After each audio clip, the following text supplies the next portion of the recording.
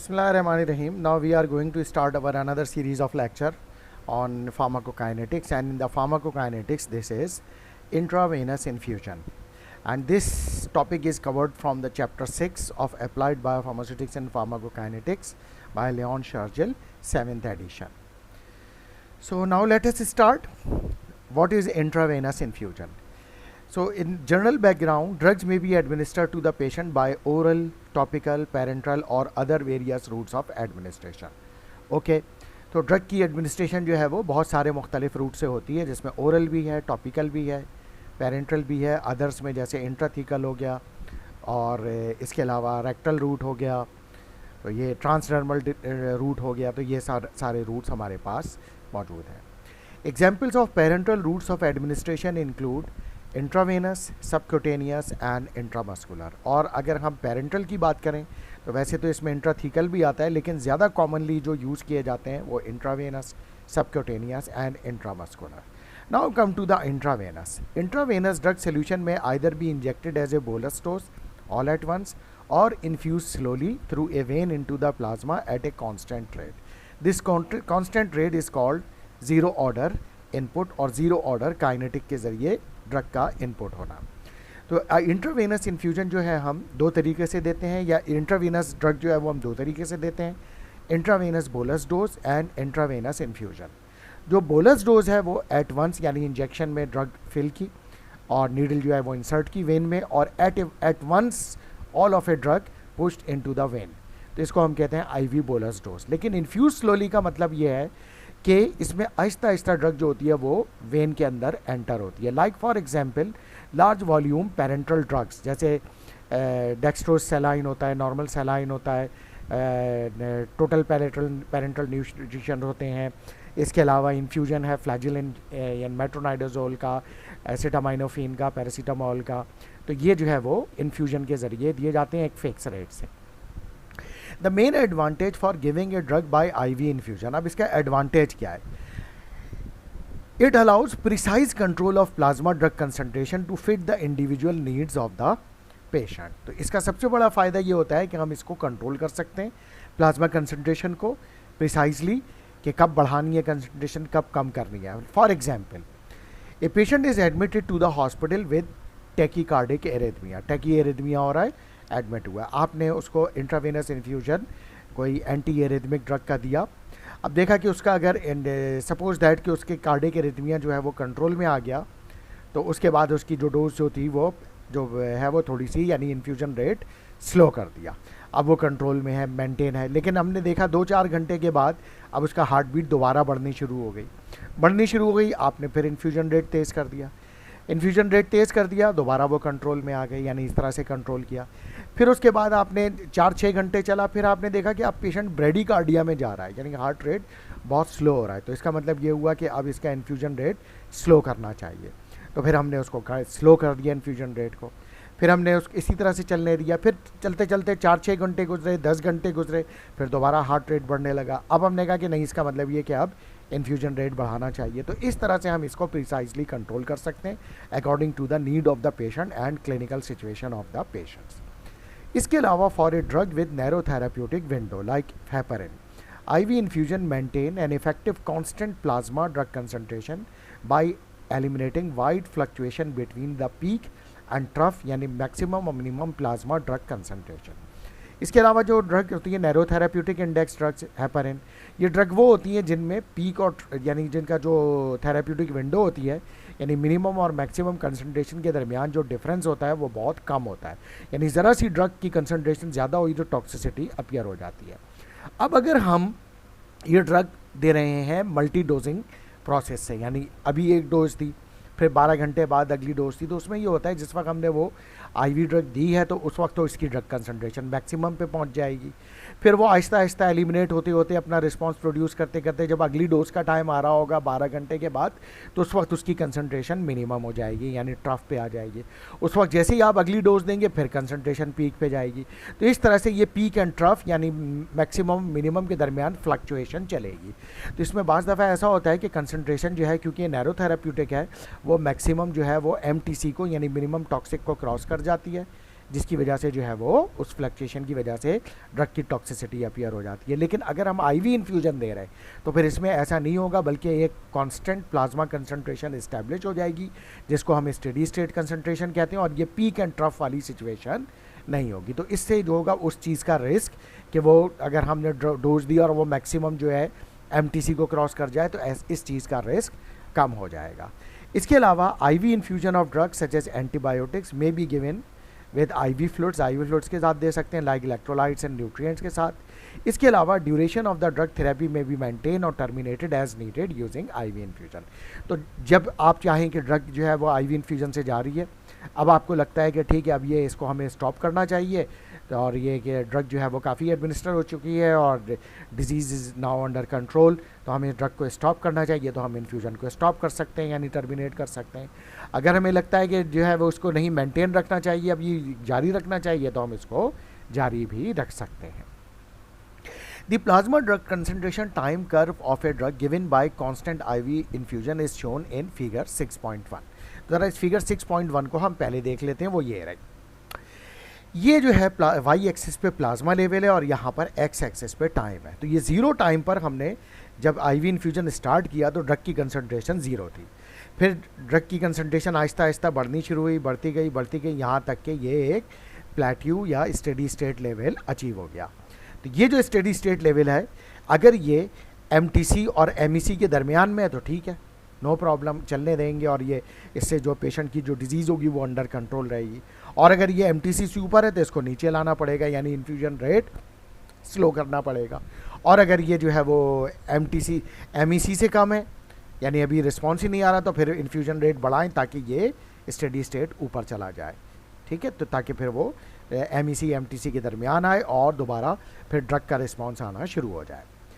Now because no drug was present in the body, कब body में drug मौजूद नहीं थी, एट ज़ीरो टाइम, ठीक है। हमने उस ग्राफ में देखा था कि ज़ीरो टाइम जब आपने आईवी इन्फ्यूजन स्टार्ट किया तो उस वक्त तो ड्रग कुछ भी नहीं थी, लेकिन drug level rises, drug level बढ़ता चला गया from zero drug concentration and gradually become constant to a plateau level which is also called steady state drug concentration. तो steady state drug concentration achieve हो गई। तो ये जो कंसंट्रेशन है जब ये अचीव हो जाएगी तो इस वक्त भी ड्रग आईवी इन्फ्यूजन तो चल रहा है, इसका मतलब ये हुआ कि ड्रग इन और ड्रग आउट इस लेवल पे बराबर है, यानी जितनी ड्रग बॉडी में एंटर हो रही है उतनी ही एलिमिनेट हो रही है। तो इस वजह से ये स्टेडी स्टेट लेवल अचीव हो गया। यही बात आगे कही जा रही है कि एट स्टेडी स्टेट हुआ क्या है, the drug leaving the body, यानी जो एलिमिनेट हो रही है, is equal to the rate of the drug entering the body, यानी इन्फ्यूजन रेट बराबर है। Therefore, at steady state, the rate of change in plasma drug concentration will be equal to 0, यानी dCP by dt is equal to 0। यानी अगर मैं ये वाली concentration ले लूँ इस टाइम की और इस टाइम की ले लूँ तो ये तो दोनों बराबर हैं, तो ये इसको मैं कहूँ CP1, इसको कहूँ CP2, तो ये भी 10 है, ये भी 10 है, तो ये दोनों का डिफरेंस निकालेंगे, यानी CP2 minus C1 that will be equal to 0। और यही बात वो कह रहा है, और इस सिचुएशन पे ड्रग इनपुट और ड्रग आउटपुट बराबर होगा।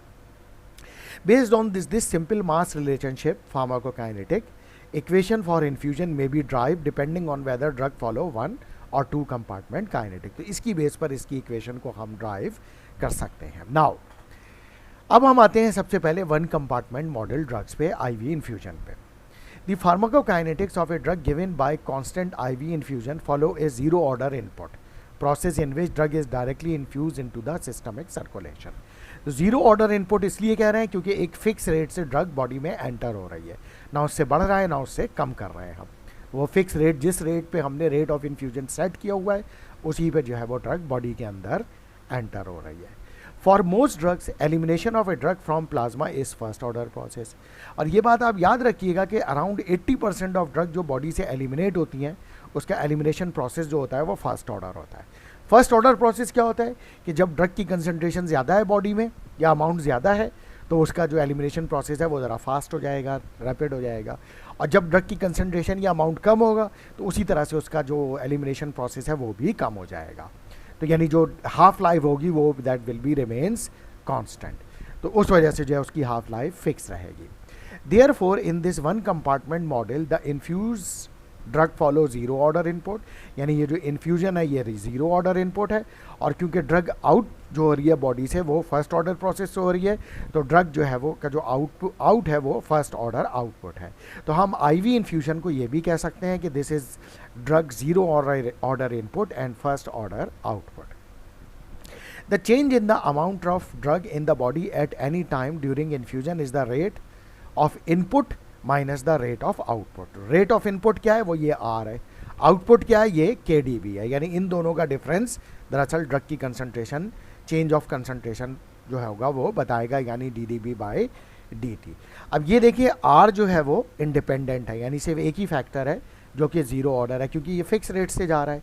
लेकिन K जो है वो TB से मल्टीप्लाई हो रहा है, यानी ड्रग इन द बॉडी, कितनी ड्रग है, DB की वैल्यू ज़्यादा होगी तो वो K से मल्टीप्लाई होकर ज़्यादा हो जाएगी, यानी एलिमिनेशन रेट फास्ट हो जाएगा, फर्स्ट ऑर्डर प्रोसेस। DB की वैल्यू कम होगी तो K की वैल्यू भी कम हो जाएगी, क्योंकि suppose that if the DB is 1 तो 1 इंटू K 1K, ठीक है, तो यानी K की वैल्यू 1 हो गई, और अगर DB 2 होगा तो ये 2K हो जाएगा, यानी K की वैल्यू डबल हो जाएगी। तो इसलिए जो है वो हम ये कह रहे हैं कि DB जो होगा वो K से रिलेटेड होगा, यानी DB ज़्यादा होगा तो K ज़्यादा होगा, DB कम होगा तो K भी कम हो जाएगा, और DB 0 हो जाएगा तो K भी 0 हो जाएगा, क्योंकि अगर DB 0 है तो 0 इंटू K 0, यानी जब कोई ड्रग होगी नहीं बॉडी में तो फिर एलिमिनेशन भी कुछ भी नहीं होगा, ठीक है। तो this is first order process. जब इस इक्वेशन में DB क्या है, amount of a drug in body, R क्या है, इन्फ्यूजन रेट जो कि जीरो ऑर्डर है, और K क्या है, एलिमिनेशन रेट कांस्टेंट जो कि फर्स्ट ऑर्डर प्रोसेस को फॉलो कर रहा है। Now integration of this equation will give this equation Cp is equal to R upon VD K 1 minus exponent minus KT।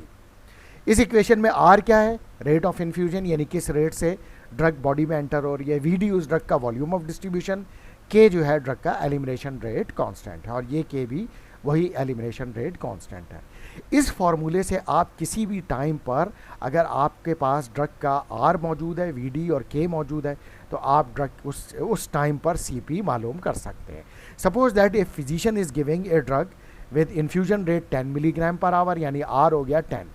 हमने लिटरेचर से देखा उसका वॉल्यूम ऑफ डिस्ट्रीब्यूशन 5 लीटर है, और उसका elimination rate constant half life से निकाल लिया जो कि 0.2 पर आवर है। तो यहाँ पे 10 रखा, यहाँ 5 रखा, यहाँ 0.2, यहाँ 0.2। अब सवाल फिजिशियन का ये है कि ये जो ड्रग मैं 10 मिलीग्राम पर आवर से दे रहा हूँ, तो इस टाइम 4 आवर पे प्लाज्मा कंसंट्रेशन इस ड्रग की क्या होगी। तो यहाँ पे आप 4 रखेंगे, इस इक्वेशन को सॉल्व करेंगे तो 4 आवर पे प्लाज्मा कंसंट्रेशन पता चल जाएगी। अब फिजिशियन आपसे पूछता है कि जरा 10 आवर पे बताएं, तो सब कुछ यही रहेंगी वैल्यू, बस यहाँ पे T की वैल्यू 10 हो जाएगी, तो आप 10 आवर पे भी उसकी प्लाज्मा कंसंट्रेशन बता सकेंगे पहले से कि इस टाइम पर ड्रग कंसंट्रेशन कितनी होगी। तो ये जो इक्वेशन 6.2 है हमें क्या बता रही है, plasma drug concentration at any time, यानी 2 आवर, 4 आवर, 6 आवर, 10 आवर, जब इन्फ्यूजन स्टार्ट किया था उसके स्टार्ट करने के 1 घंटे बाद, 5 घंटे बाद, 4 घंटे बाद वो टाइम हम यहाँ रखेंगे। तो उसके बाद जो है वो उस वक्त प्लाज्मा कंसंट्रेशन क्या होगी, बस शर्त ये है कि हमें इन्फ्यूजन रेट पता हो, ड्रग का वॉल्यूम ऑफ डिस्ट्रीब्यूशन पता हो, और उसका एलिमिनेशन रेट कांस्टेंट पता हो। The graph for equation 6.2 appear figure in 6.1 and 6.2। As the drug is infused, the value for certain time t increase in equation 6.2। जैसे जैसे ड्रग इन्फ्यूजन रेट चलता जाएगा तो लाजिमत टाइम बढ़ता जाएगा, यानी जैसे अभी आपने इन्फ्यूजन चला दिया, 1 घंटा गुजरा, 2 घंटे, 4 घंटे, 5 घंटे, तो टाइम बढ़ रहा है ना, यहाँ तक कि जब ये इनफाइनाइट टाइम पे पहुँच जाएगा और टी की वैल्यू जब बहुत ज़्यादा हो जाएगी, तो जब हम एक्सपोनेंट माइनस KT लेंगे तो टी की वैल्यू ज़्यादा होने की वजह से वो, यानी K और T की वैल्यू बहुत ज़्यादा हो जाएगी, जब हम उसका एक्सपोनेंट लेंगे तो वो आएगा समथिंग 0.00000024 या 0.00000 समथिंग आएगा, जो कि अप्रॉक्सीमेटली 0 ही है। लिहाजा हम इसकी जगह पे फिर 0 लिख देंगे। जब इसको हम 0 लिख देंगे तो ये 1 माइनस 0 हो जाएगा, ये जो है ये 1 माइनस 0 हो जाएगा। तो आखिर में अंदर सिर्फ क्योंकि 0 को हम फिर लिखे ना, 1 माइनस 0 इज इक्वल टू 1, तो अंदर 1 रह जाएगा, और जब 1 को इससे मल्टीप्लाई करेंगे तो आखिर में यही वैल्यू रह जाएगी। लेकिन इम्पॉर्टेंट पॉइंट ये है कि इनफाइनाइट टाइम तक पहुँचते पहुँचते, यानी ये जो इनफाइनाइट है, स्टेडी स्टेट कंसंट्रेशन अचीव हो चुकी होगी। लिहाजा इसको हम ये कह रहे हैं कि इनफाइनाइट टाइम पे ये जो जब हम इसको इससे मल्टीप्लाई कर देंगे तो ये इक्वेशन दरअसल हमें कौन सी कंसंट्रेशन बता रही है, स्टेडी स्टेट प्लाज्मा कंसंट्रेशन। तो हम इसी फॉर्मूले से ये भी मालूम कर सकते हैं आर अपॉन वी डी के, हमें पता है 10 milligram per hour, we D 5 litre, के की वैल्यू रखी, तो हमें पता चल जाएगा कि इस ड्रग से स्टेडी स्टेट कंसंट्रेशन कितनी अचीव होगी। इसी तरीके से हम हमारे पास अगर जो है वो इसी इक्वेशन में, अब क्योंकि clearance is equal to V D K या के वी डी, तो हम इसकी जगह क्लियरेंस भी लिख सकते हैं, यानी C P S H is equal to R upon C L, तो ये भी हम इसकी जगह लिख सकते हैं। Now what is this diagram figure 6.2, यहाँ पे अगर हम देखें तो ये वही प्लाज्मा ड्रग लेवल टाइम, ये आईवी इन्फ्यूजन स्टार्ट किया, यहाँ पर आया और हमने इसको स्टॉप कर दिया तो ये प्लाज्मा कंसंट्रेशन डिक्लाइन हो गई। एक सिचुएशन ये है।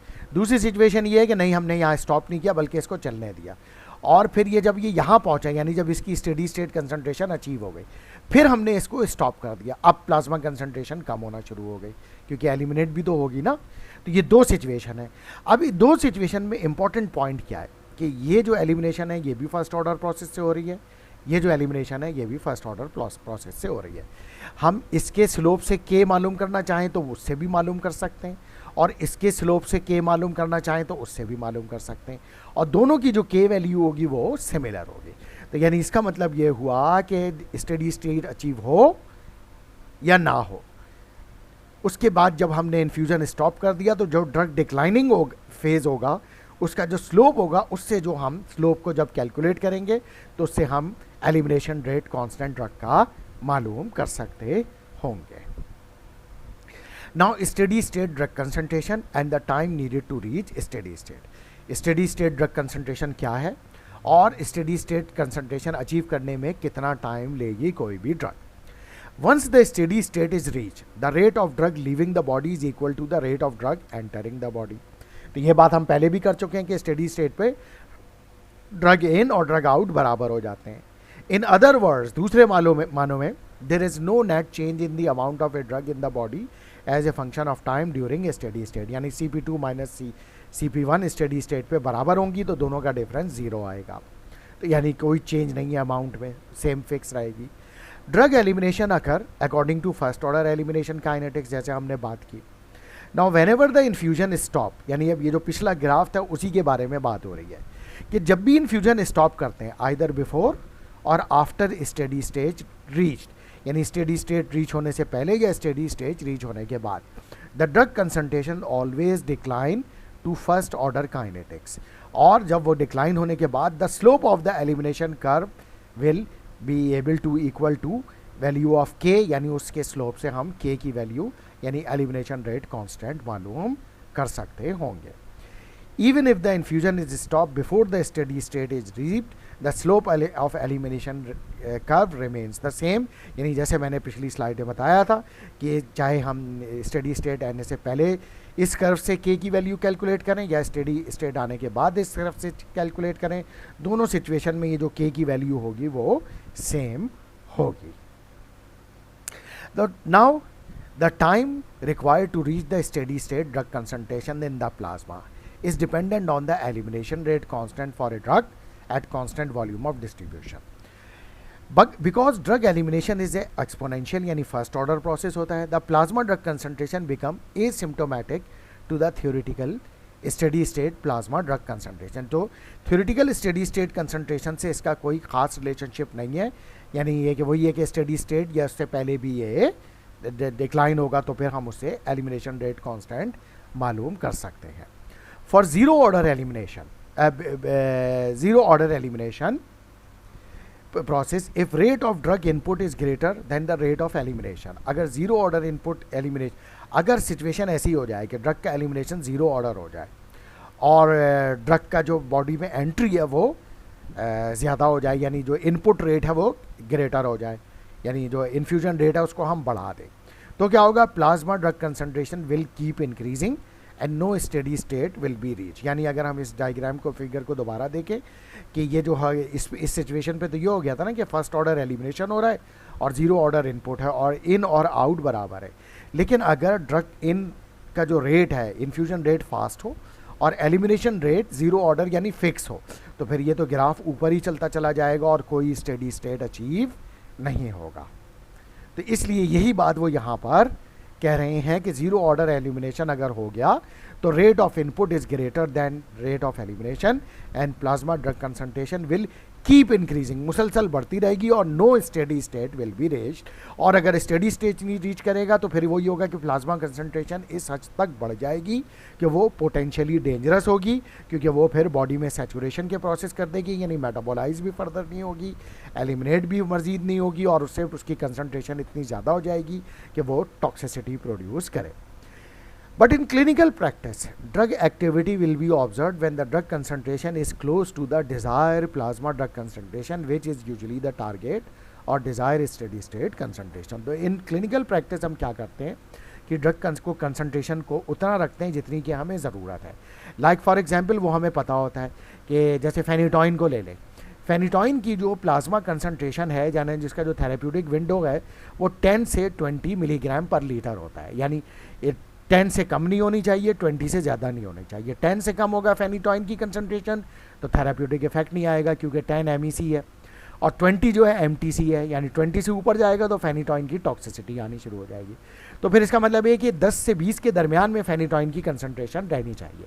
तो उसको टारगेट करके हम उसकी जो इन्फ्यूजन रेट है R जो है वो कैलकुलेट करते हैं कि इसको इतना रखें कि ये जो है प्लाज्मा कंसंट्रेशन इसकी जो है वो 10 से 20 के दरमियान में रहे। Now for therapeutic purposes, the time for the plasma drug concentration to reach 95% of steady state drug concentration is often estimated.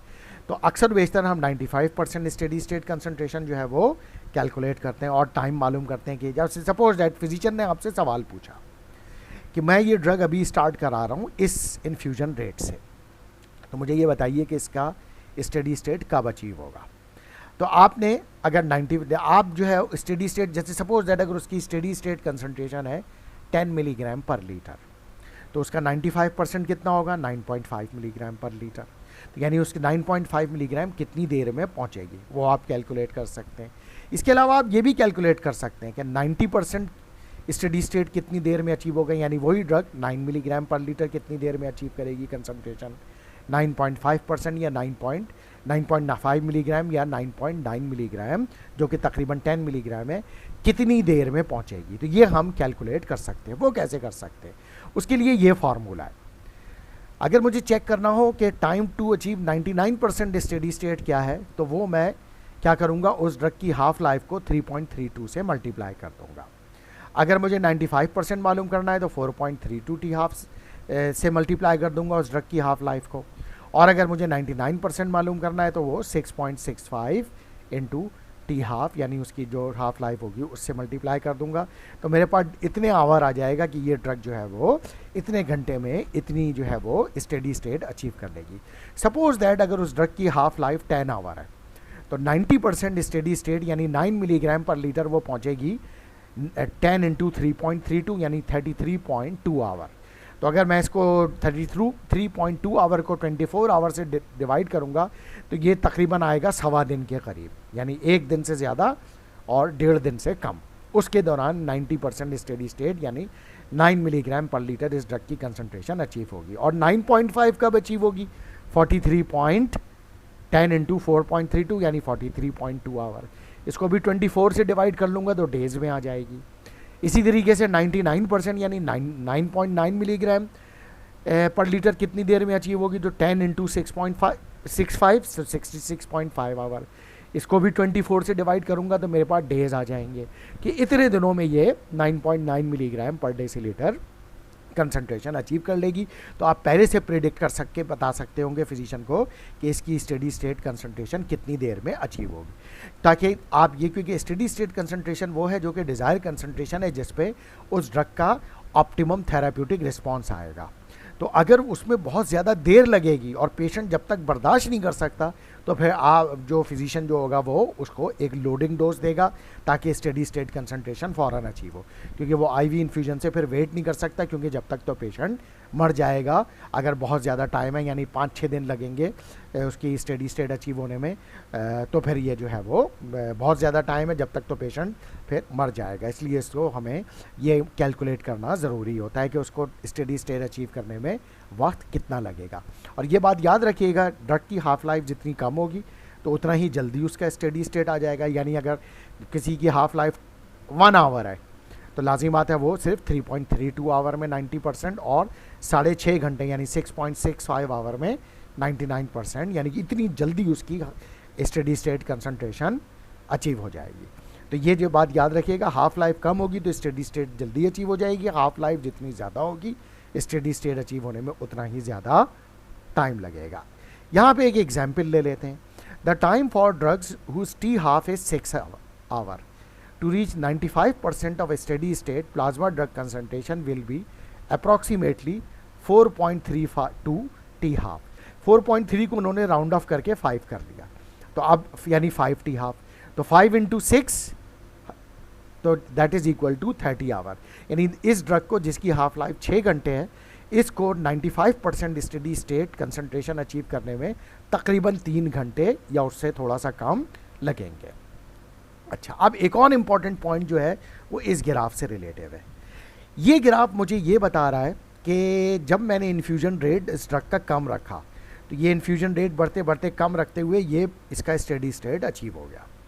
जब मैंने इन्फ्यूजन रेट फास्ट किया तो इन्फ्यूजन जो इसके स्टेडी स्टेट कंसंट्रेशन यहाँ जाके अचीव हो रही है, यानी plasma concentration steady state concentration ज़्यादा है इसमें और इसमें स्टेडी स्टेट कंसंट्रेशन कम है। लेकिन इंपॉर्टेंट पॉइंट एक और क्या है, इंपॉर्टेंट पॉइंट ये है कि देखें ये वाला टाइम जो है इस पर स्टेडी स्टेट कंसंट्रेशन अचीव हो रहा है, इसमें भी और इसमें भी। तो ये यहाँ पर ये बताया जा रहा है कि रेट ऑफ इन्फ्यूजन बढ़ाने से या कम करने से सिर्फ स्टेडी स्टेट के लेवल पे फ़र्क पड़ेगा कि स्टेडी स्टेट कम है या स्टेडी स्टेट ज़्यादा है, लेकिन उसके जो स्टेडी स्टेट अचीव होने के लिए जो टाइम चाहिए वो दोनों के लिए सेम होगा। यही बात ये कह रहे हैं कि an increase in the infusion rate will not shorten the time to reach the steady state drug concentration, यानी टाइम वही रहेगा स्टेडी स्टेट अचीव होने के लिए, चाहे आप इन्फ्यूजन रेट बढ़ाएं या कम करें। If the drug is given at A more rapid infusion rate, the higher steady state drug will be obtained but the time to reach steady state is the same। तो बस यही होगा कि अगर आपने इन्फ्यूजन रेट रैपिड कर दिया तो ये स्टेडी स्टेट सिर्फ कंसंट्रेशन बढ़ेगी, लेकिन इसको अचीव होने के लिए टाइम वही चाहिए जो स्लो इन्फ्यूजन को चाहिए होता है। ठीक है जनाब, तो यहाँ पर तक हम इस लेक्चर को कंप्लीट करते हैं। इसके बाद नेक्स्ट लेक्चर से इंशाल्लाह कुछ न्यूमेरिकल्स, प्रैक्टिकल एग्जाम्पल्स या क्लिनिकल सिनेरियोस करेंगे। Thank you very much.